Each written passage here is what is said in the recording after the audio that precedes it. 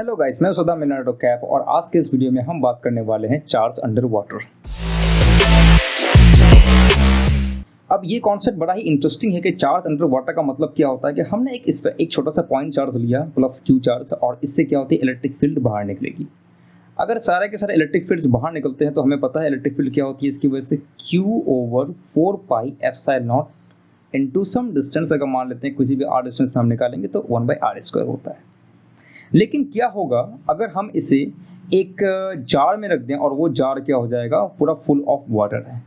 तो अगर हम किसी जार में रख दिए फुल ऑफ वाटर है तो एक पर्टिकुलर डिस्टेंस पे क्या निकलेगा, तो सबसे पहले हम ये लिखेंगे कि ई वाटर के अंदर क्या निकलेगा, क्यू तो चार्ज रहता है 4 पाई, बट यहाँ एप्सिलॉन नॉट नहीं है। अब ये जो वाटर है, वाटर क्या होता है, डाइलेक्ट्रिक होता है। आपको पता है वाटर कैसा दिखता है, वाटर इस टाइप का दिखता है, इसी टाइप का दिखता है ना। केमिस्ट्री वाले गाइस जरा बता देना, 2 माइनस होता है और यहाँ पे एक प्लस और एक प्लस होता है।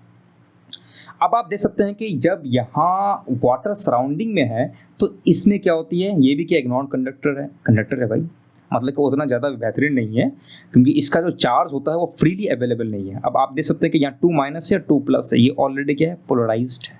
लेकिन अगर हम कोई इलेक्ट्रिक फील्ड डालेंगे तो ये और भी ज़्यादा पोलराइज्ड हो सकती है। तो 4 पाई एप्सिलॉन डाइलेक्ट्रिक की तरह, वाटर इज डाइलेक्ट्रिक मटेरियल, तो एप्सिलॉन, तो यहाँ एप्सिलॉन आ गया टाइम्स इंटू r²।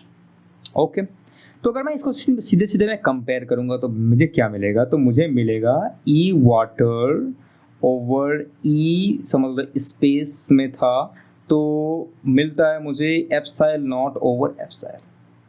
तो इसका मतलब क्या हुआ, ई वाटर जो हो गया मेरा ई स्पेस ओवर के, क्योंकि के इज इक्वल टू क्या होता है, के होता है epsilon is equal to epsilon nought times K, since K is equal to epsilon over epsilon nought, ये रेशियो होता है।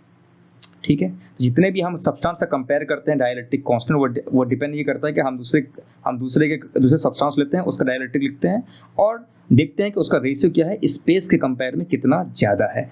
तो अगर हमने कोई भी इस टाइप का काम किया तो उसमें क्या होता है, इलेक्ट्रिक फील्ड क्या होती है, अगर के हमारे साथ इंक्रीज करेगा तो इलेक्ट्रिक फील्ड क्या हो जाएगी, डिक्रीज करेगी।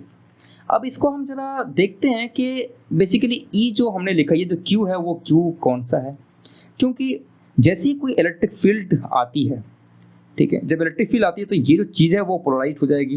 तो नंबर ऑफ मॉलिक्यूल्स भी तो हैं इसके अंदर, जिसकी वजह से QP जनरेट होगा। तो एक पर्टिकुलर डिस्टेंस अगर हमें R के पास फाइंड आउट करना है तो हम क्या करते हैं, उसके लिए एक गॉसियन सरफेस ड्रॉ करते हैं सम R डिस्टेंस का। तो हम यहाँ लिखेंगे E.ds is equal to Q enclosed over epsilon nought.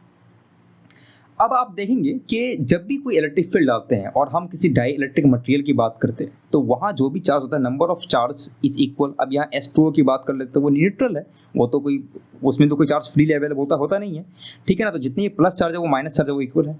अब ये जो R डिस्टेंस का हमने गॉसियन सरफेस बनाया तो वो क्या करता है, इस Q चार्ज को भी इंक्लूड कर रहा है, छोटा सा Q चार्ज को भी इंक्लूड कर रहा है, प्लस वाटर को भी इंक्लूड कर रहा है। बट वाटर में पॉजिटिव और नेगेटिव चार्ज की संख्या दोनों बराबर है। तो इसका मतलब क्या होता है कि ये जितना भी चीज़ चार्ज होगा वो क्या होगा, 0 हो जाएगा। बचा क्या, सिर्फ Q बचा। Q ओवर आप एप्सिलॉन नॉट लिख सकते हैं हम, बिल्कुल नहीं, एप्सिलॉन लिख सकते हैं। ठीक है, तो ये एक रीज़न है कि जो हमने Q लिखा बेसिकली वो Q है क्या, ये Q क्या है, ये Q आपका जो भी चार्ज है वही चार्ज होगा। वो कोई भी एक ये नहीं होगा कि हम यहाँ पे देखेंगे कि इस टाइप का नहीं आता है। आप उसे समझेंगे भी कि ऐसा क्यों होता है कि हम वो वाला कोई चार्ज लिखते नहीं है। तो बेसिकली यहाँ पे हम इलेक्ट्रिक फील्ड ये अस्यूम करते हैं पानी के अंदर भी कांस्टेंट है और एरिया जो भी है वो तो समझ लो सम एरिया है, ठीक है ना, जो गॉसियन सरफेस हमने बनाया है। Q को हम ले सकते हैं sigma over A into Q is equal to sigma into A होता है ओवर एप्सिलॉन, A कैंसिल हो जाएगा। तो इलेक्ट्रिक फील्ड भी यहाँ की वजह से क्या हो जाएगा, सिग्मा ओवर एप्सिलॉन ले सकते हैं हम, ठीक है ना।